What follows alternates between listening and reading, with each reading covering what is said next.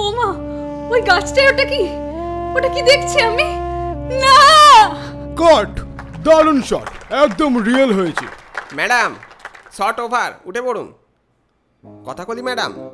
Madam, sir, madam উঠছেন না। মনে হচ্ছে স্যার অজ্ঞান হয়ে গেছেন। মানেটা কি? এই তো দিব্যি শুটিং করলেন উনি। এই, কেউ একটু ওনার মুখে জল দাও তো। স্যার, সেন্স আসছে না। এক্ষুনি অ্যাম্বুলেন্সে ফোন করো। কি যে বিপত্তি হলো। Hello hello. আচ্ছা, ইন্ডাস্ট্রির খবর শুনেছিস? কি নাটক মাইরি, কথা কলি বসু নাকি অজ্ঞান হয়ে পড়ে গেছে। তবে কথা কলি বসুর ব্যাপারটা কিন্তু আমার সুবিধার ঠিকছে না। আরে ভাই, তুই বুঝতে পারছিস না, এগুলো সব ফিল্ম প্রমোশনের একটা কায়দা, বুঝলি? আমার কিন্তু তা মনে হচ্ছে না। মানে কি বলতে চাইছিস? না দেখ, কদিন আগে ইন্ডাস্ট্রিতে একটা খবর উঠেছিল, মনে আছে? কথাকলি নাকি উত্তেজিত হয়ে তার সহ অভিনেতাকে হাতে ধরা মোমবাতি স্ট্যান্ড ছুঁড়ে মেরেছিল। আরে ওটা তো শুটিংয়ের একটা সিন মাত্র। না বস না, আমার কাছে ভিতরকার খবর আছে। ঘটনাটা কোনো শুটিংয়ের অংশই নয়, ঘটনাটা একদম সত্যি। কি বলছিস রে? বাবা, বলছি কি তাহলে? আরে এইটা নিয়ে কি তোর কোনো স্টোরি করার ইচ্ছে আছে তাহলে? দেখা যাক। আসতে পারি? খুব ভুল না করলে আপনি দীপ্ত মজুমদার না, খবর এখনের রিপোর্টার? আপনাকে এখানে আসার পারমিশন কে দিল? আমি এখন কোনো রকম মিডিয়ার সঙ্গে কথা বলতে চাই না। আমি আপনার বেশি সময় নেব না, মাত্র 5 মিনিট। কি ব্যাপার বলুন তো? আপনাদের পত্রিকা তো শুধু আমার অভিনয়ের সমালোচনাই করে গেল, আজ আমার অসুস্থতার খবরে এত ইন্টারেস্টেড?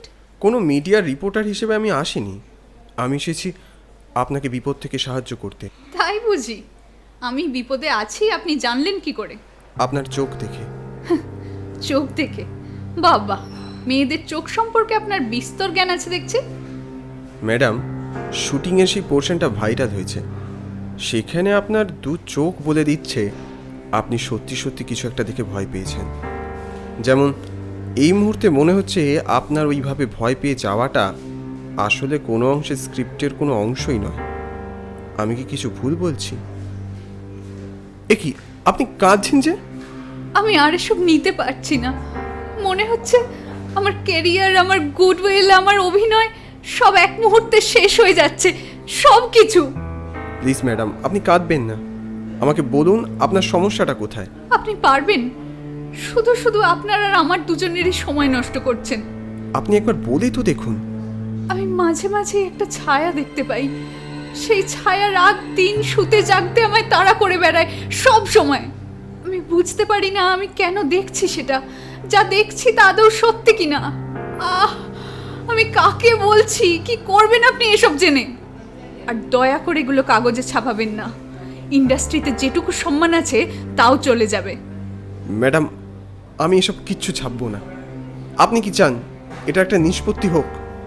আপনি কি আমার উপর ভরসা করতে পারবেন? পারবো, আমায় পারতে হবে, এছাড়া আমার কোনো উপায় নেই।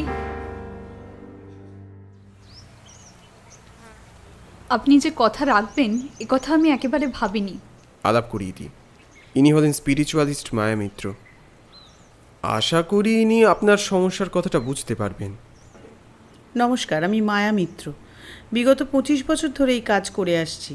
আমি দীপ্তর মুখ থেকে আপনার সমস্যার কথা শুনেছি। আমাকে কিছুদিন সময় দিলে আশা করছি আমি আপনার সমস্যার সমাধান করতে পারবো। এত ডক্টর, এত কাউন্সিলর, এত এত মেডিসিন আমার কিচ্ছু করতে পারলো না, শেষে কিনা একজন স্পিরিচুয়ালিস্ট আমাকে এই সমস্যা থেকে উদ্ধার করবে। আমি আপনার থেকে ম্যাচিওর কিছু আশা করেছিলাম দীপ্তবাবু। এত কিছু করে আপনার যখন কিছু হয়নি, আমি বলবো একবার এনাকে সুযোগ দিয়ে দেখুন। বেশ, তাহলে মিসেস মিত্র, আপনি কি বুঝছেন? এই সমস্ত কিছুর কারণ কি? আমি এই মুহূর্তে এখানে ভীষণ পরিমাণে negative source of energy feel করছি, যা তোমার আশেপাশেই আছে। আমার আশেপাশে নেগেটিভ এনার্জি? আপনার কথা শুনেই না আমার হাসি পাচ্ছে। পুরো ব্যাপারটাই বুজরুকি বলে মনে হচ্ছে। হাসি পাচ্ছে? তবে আজ সকালে ঘুম থেকে উঠে বাথরুমের আয়নায় কার মুখ দেখে চমকে উঠে পা পিছলে পড়ে গেছিলেন? আপনি এ কথা জানলেন কি করে? এবার বিশ্বাস হলো তো? এসব কিন্তু বুজরুকি নয়। তার মানে আপনি এটাও জানেন যে কোনো অতৃপ্ত ছায়া দিন রাত পিছু নিয়ে আমার জীবনকে দুর্বিষহ করে তুলেছে?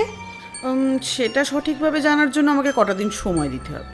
বেশ তো, এ বাড়িতেই থাকুন, কোনো সমস্যা নেই। এই লনের লাগোয়া দুটো আউট হাউস আছে।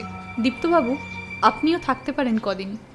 এমনিতে এবারই ফাঁকা, কেউ থাকলে আমার ভালোই লাগবে।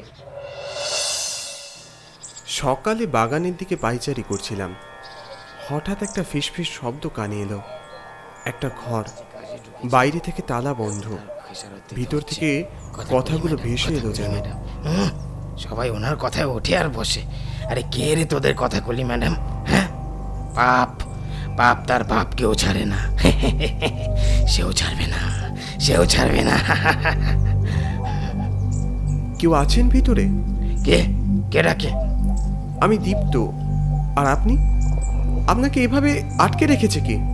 আমি বনোয়ারি। এখানে কি করছেন আপনি? নিজের ভালো চান তো এক্ষুনি বাড়ি ছেড়ে চলে যান। এখানে সবাই মরবে, সব কটা মরবে। দীপ্তবাবু, আপনি ওখানে কি করছেন? চলে আসুন, লোকটা বদ্ধ পাগল। আরে ম্যাডাম, এত সকালে কোথাও যাচ্ছেন নাকি? আসলে কিছু কাজ এসে গেছে, বুঝতেই পারছেন, যেতেই হবে। কিন্তু তার আগে আপনি এখান থেকে চলে যান। ও কিন্তু ভীষণ ডেঞ্জারাস। ওনাকে তো ঠিক চিনলাম না। আমাদের বাড়ির পুরনো কাজের লোক, মাথাটা একদম খারাপ হয়ে গেছে। এনার কেউ নেই, কোথায় যাবেন, তাই এখানেই থাকেন। ও আই সি। তা আপনার শরীর এখন ঠিক আছে? আপাতত কিছুটা বেটার আছি।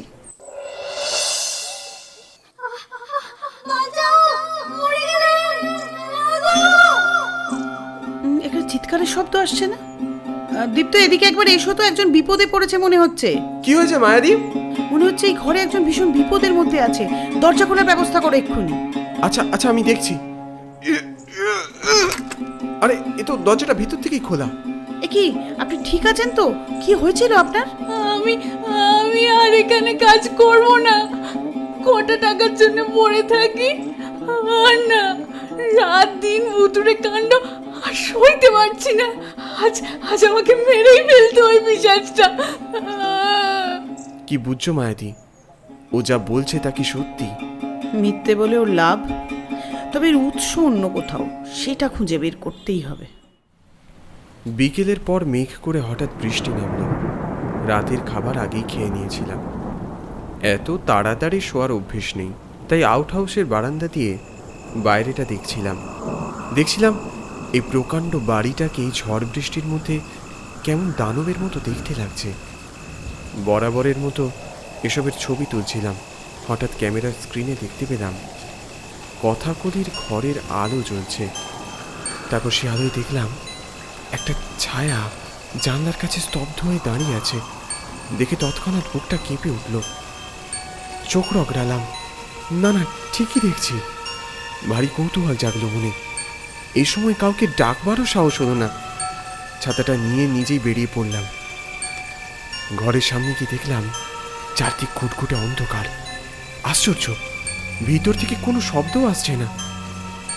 এটাই তো কথাকলির ঘর। ম্যাডাম, ম্যাডাম, আপনি ঠিক আছেন তো? Madam, madam. না, কোনো উত্তর এলো না। ঝিঝির ডাক, একটানা বৃষ্টির শব্দের মাঝে বিদ্যুতের গর্জন, চারদিকে একটা থম ধরা নিস্তব্ধতা। হঠাৎ একটা পৈশাচিক অট্টহাসির শব্দ। মনে হলো কেউ যেন আমার পিছনে দাঁড়িয়ে আছে। শিরদাঁড়া দিয়ে একটা ঠান্ডা স্রোত বয়ে গেল। আমার মনে হলো ঘাড় ঘোরালেই তাকে দেখতে পাবো, কিন্তু ঘুরে তাকানোর সাহস হলো না।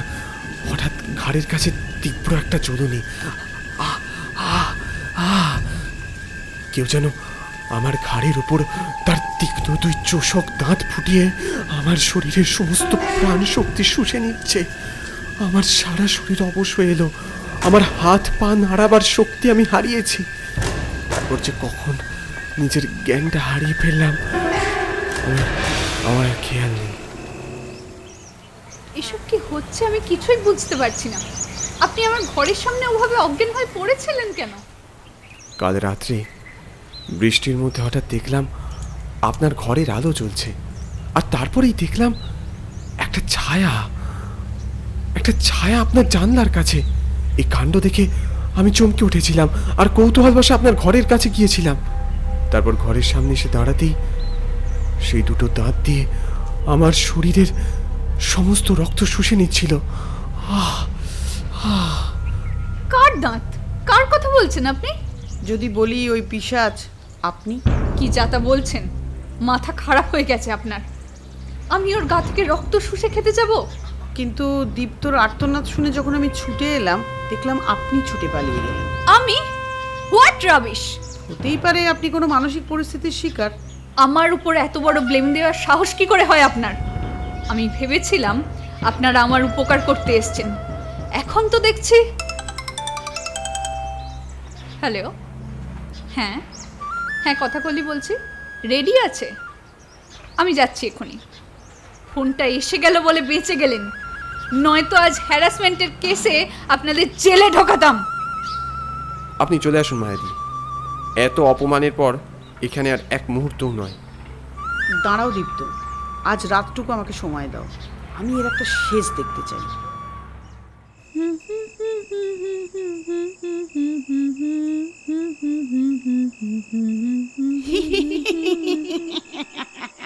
কে কে? কিরে, কেমন আছিস? ভুলে গেছিস আমাকে? আবার আবার এসছে। আমি কিছু বুঝতে পারছি না। কে কে তুমি? চিনতে পারছিস না আমায়? তোকে দেখতে কিন্তু দারুণ লাগছে, কিন্তু তোর ভেতরটা যে কতটা কুৎসিত নোংরা কেউ জানে না। দেখতে চাস নাকি? না না না না।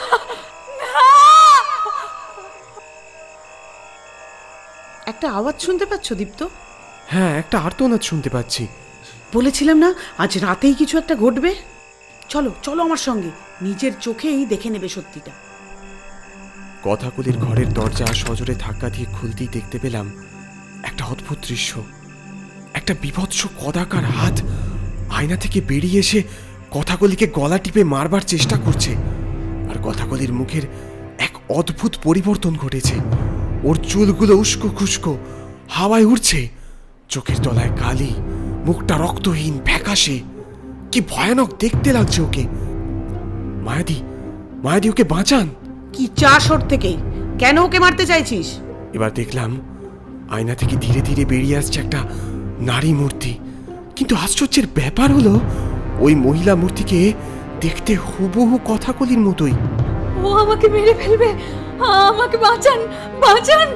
এই এই এতদিন ছায়ার মতো আমার পিছন পিছন ঘুরে বেরিয়েছে, আমাকে মারার চেষ্টা করেছে। প্রতি রাতে ও আমাকে মারতে চায়। আমায় বাঁচাও, আমায় বাঁচাও। মায়াদি, কি হচ্ছে সব? ও যে মরে যাবে। যদি বলি অনেকদিন আগেই কথাকলি মারা গেছে। না না, খুন করা হয়েছে। মানে? মানে আজকের কথাকলি আসলে আসল কথাকলিই নয়, যাকে সবাই চিনত। তাই নাকি? তবে আসল কথাকলি কে?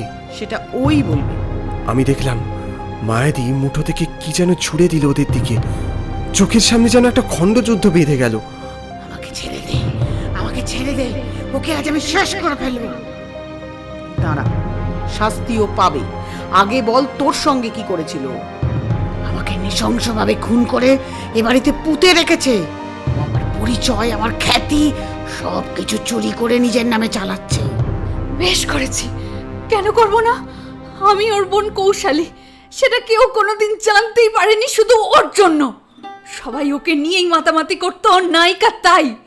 আমার কোনোদিন কোথাও কোনো অস্তিত্ব ছিল না। এটা এটা আমার কোনোদিনই সহ্য হতো না, কোনোদিন না। তা বলে তুমি ওকে খুন করবে?